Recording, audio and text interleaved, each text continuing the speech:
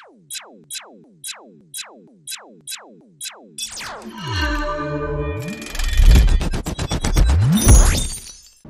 sekarang kita akan coba untuk membuat secret ID yang dia dibungkus dengan menggunakan ini ya, wrapper. Jadi kalau kita lihat di tutorialnya seperti ini, di sini ada respond wrap the secret ID.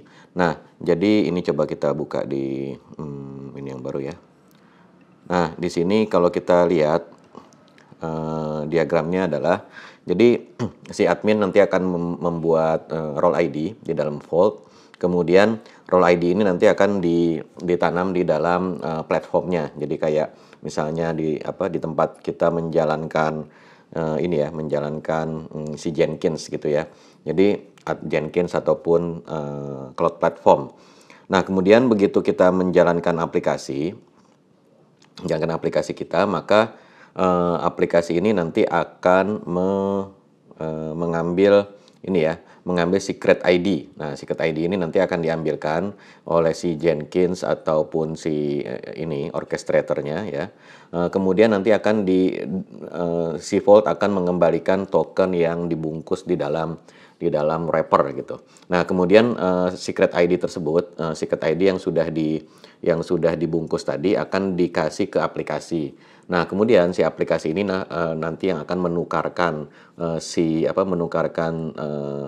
secret ID yang sudah dibungkus tadi dengan secret ID yang plain gitu ya, yang bisa digunakan untuk login ke Vault. Nah, setelah dia login nanti dapat token, kemudian tokennya bisa digunakan untuk mengambil secretnya gitu ya. Nah, sekarang kita akan coba simulasikan ya. Ini nanti untuk pemasangan secret ID, role ID dan sebagainya nanti kita akan bahas di video tersendiri mengenai masalah deployment aplikasi, karena dia nanti akan diinjeknya ke dalam aplikasi kita pada waktu kita deploy. Nah, jadi untuk yang sekarang kita coba simulasikan tanpa aplikasi dulu langkah-langkahnya ya. Nah, jadi di sini kita bikin role-nya dulu ya. Jadi role-nya itu kita bikin dulu, mana ya? Nah, di sini kita create role. Nah, seperti tadi ya. Tadi kan kita udah bikin policy-nya. Kemudian kita bikin role. Nah, ini komennya ya. Vault right. Kemudian nama role-nya belajar ya. Kemudian di sini ada token policies. Ini sama seperti sebelumnya ya. Token policy sama dengan tadi ya. Nama tokennya adalah ini ya. Ini. Nama policy-nya, sorry. Nah, ini. Sorry.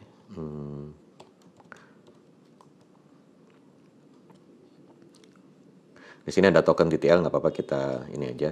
Kemudian kita cek dulu Vault list out app role.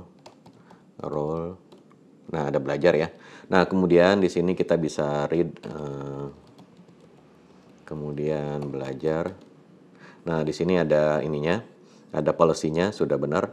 Nah, kemudian kita akan baca role ID-nya ya. Kita clear dulu aja. Nah, role ID, ini role ID-nya. Kemudian di sini kita akan generate secret-nya. Nah, ini beda dengan yang sebelumnya. Jadi kalau di sini write min force, tapi di sini kalau kita menggunakan respond wrap, di sini ada tambahan wrap TTL. Jadi kita menambahkan opsi wrap ya. Vault force, kemudian di sini kita ambil secret ID-nya. Nah, gini. Secret ID. Maka kita akan mendapatkan wrapping token ya, wrapping token. Nah, jadi wrapping token inilah yang nanti akan digunakan untuk akan kita kirimkan ke aplikasi. Kemudian aplikasi nanti akan menukarkan dengan secret ID yang sebenarnya. Nah, sekarang kita coba aja, kita buka prompt baru ya. Prompt baru, terus kemudian jangan lupa di sini kita export dulu ya. Nih variabel-variabelnya. Oke. Nah, kita ekspor. Kemudian yang kita ekspor adalah tokennya. Vault token sama dengan. Nah, di sini yang kita pakai adalah si wrapping tokennya. Nah, gini. Oke, ini kita masukkan ke sini. Nah, kemudian kalau kita sudah ngeset environment variable, maka kita bisa melakukan unwrap ya. Unwrap-nya ini, vault unwrap. Oke, kita coba jalankan. Vault unwrap.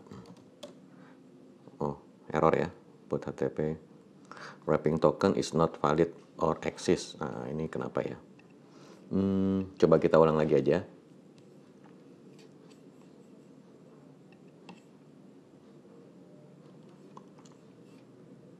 Oh, ini harus dalam satu ini, harus dalam satu komen kayaknya. Coba ya kita tes. Vault token sama dengan vault unwrap. Nah, ini error. Kita ulang lagi aja ya. Vault delete. Kita delete dulu role-nya. Oke, kemudian kita create lagi. Nah, ini mungkin kita tambahin parameternya ya supaya dia sesuai. Nah, ini token TTL-nya. Oke, kemudian kita baca role ID-nya, dapat role ID ya. Kemudian kita wrap lagi.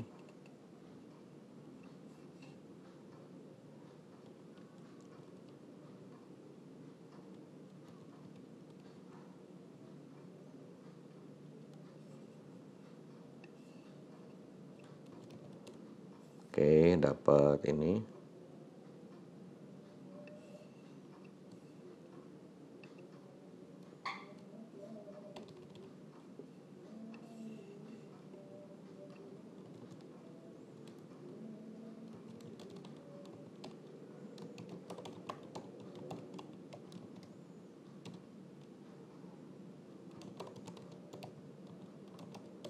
Nah, ini dapat ya. Jadi memang dia harus sekali pakai aja. Jadi kalau kita jalankan sekali lagi, dia udah hilang ya. Jadi dia cuma bisa dipakai sekali saja.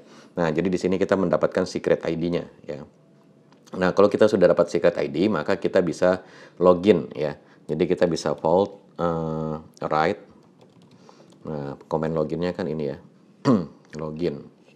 Nah, di sini kita login write out app role login, kemudian role ID sama dengan nih role ID-nya ini ya.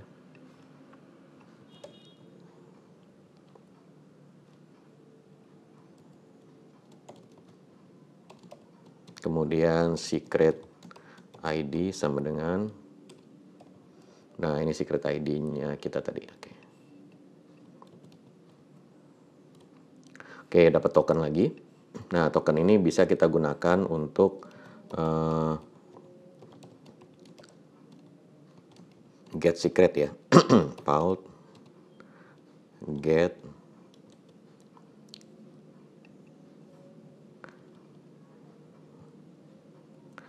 vault kp get secret. Nah, kemudian path-nya ya. Path-nya tadi adalah, kita lihat di sini, ini ya, secret data aplikasi belajar. Nah, kalau ini memang agak membingungkan karena dia secretnya aslinya itu tidak ada ininya ya. Nih, kalau kita lihat path-nya atau mungkin nih ya, secret aplikasi belajar nih, coba kita secret aplikasi belajar to many argument. Oke. Vault cafe get secret. Oh. Enggak. Nah, ini ya. Jadi kita udah dapat nih value-nya. Nah, inilah. Jadi kalau kita menggunakan response wrapper, maka di sini ada satu tambahan langkah, yaitu kita harus unwrap ya. Jadi di sini dapatnya wrapping token, kemudian kita unwrap, kemudian setelah unwrap baru dapat secret ID yang sebenarnya.